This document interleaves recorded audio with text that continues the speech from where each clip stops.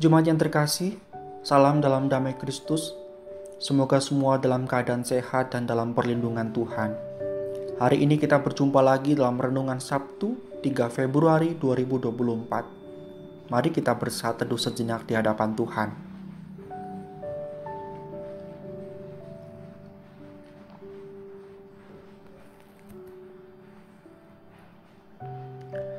Firman Tuhan di dalam Keluaran pasal 15 ayat 11. Beginilah bunyinya. Siapakah yang seperti engkau di hadapan para Allah ya Tuhan? Siapakah seperti engkau? Mulia karena kekudusanmu, menakutkan karena perbuatanmu yang masyhur. Engkau pembuat keajaiban. Mari kita berdoa. Bapa Surgawi, hati kami peka akan hadirat-Mu yang hidup selagi kami menyembah-Mu saat ini. Jiwa kami selalu yakin akan pemeliharaan-Mu setiap hari. Engkau telah memberikan yang terbaik untuk membuat hidup kami lebih penuh dengan sukacita dan berkat. Saat ini pun kami memberi diri secara penuh untuk menikmati Engkau dalam menit-menit ke depan ini. Izinkan kami Tuhan untuk menikmati kehadiran-Mu. Amin. Bapak Ibu Saudara, minggu lalu kita melihat sepintas perjalanan awal bangsa Israel selepas dari perbudakan di Mesir. Sayang sekali kita melihat di awal perjalanan tersebut mereka sudah mengajukan protes kepada Allah dan menuduh Allah tidak senang dengan kenyamanan mereka di Mesir. Sementara kini mereka terjebak di laut di depan mereka dan pasukan Firaun di belakang mereka. Adakah Allah memang demikian? Adakah Allah senang dengan penderitaan umatnya? Tentu saja tidak. Allah tidak diam saja. Allah bertindak dengan menyelamatkan mereka melewati laut dan menenggelamkan seluruh pasukan Mesir. Musa mencatat dampak apa yang muncul pasca peristiwa menegangkan itu, yaitu bagaimana pengenalan umat Israel akan Allah itu berubah. Awalnya Israel menganggap bahwa Allah tidak suka melihat hidup mereka senang. Sekarang pengenalan mereka berubah. Kita bisa memperhatikan di pasal 15 ayat yang pertama. Umat Israel menyebut Allah itu tinggi luhur. Di ayat yang kedua kemudian menunjuk kepada Tuhan yang menjadi kekuatan dan mazmur.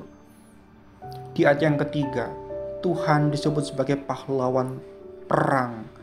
Kemudian di ayat yang keenam, tangan kanan Tuhan itu mulia, penuh kuasa dalam menghancurkan musuh.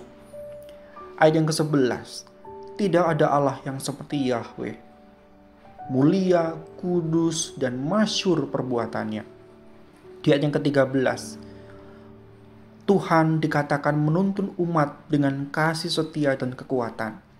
Di ayat yang ke-17, Tuhan disebut menempatkan umatnya di atas gunung miliknya.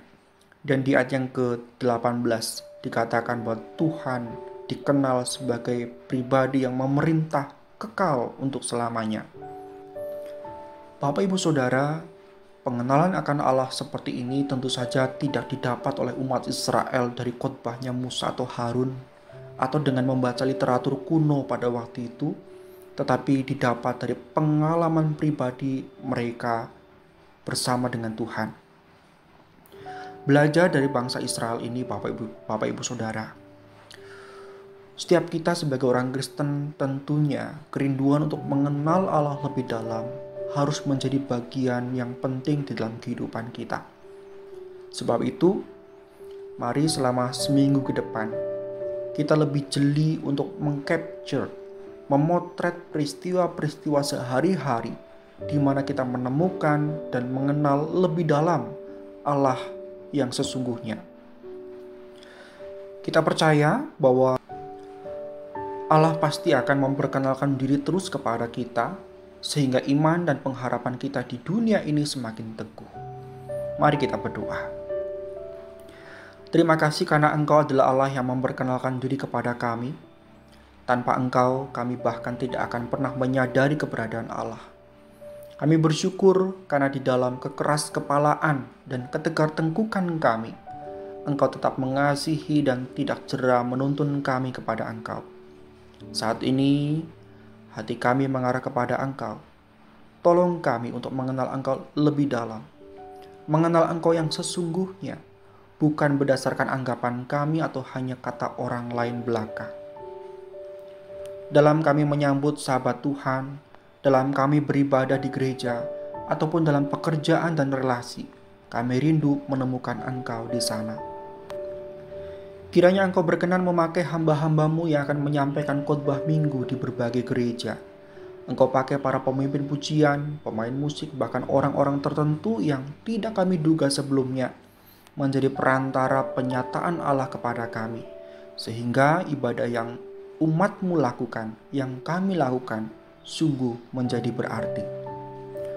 Pakai kami juga Tuhan untuk memperkenalkan diri, memperkenalkan pribadi Allah kepada anak cucu cicit kami dengan tekun, bukan dengan perkataan kosong, tapi dengan pengalaman nyata, sehingga iman mereka pun terbangun kokoh sejak awal.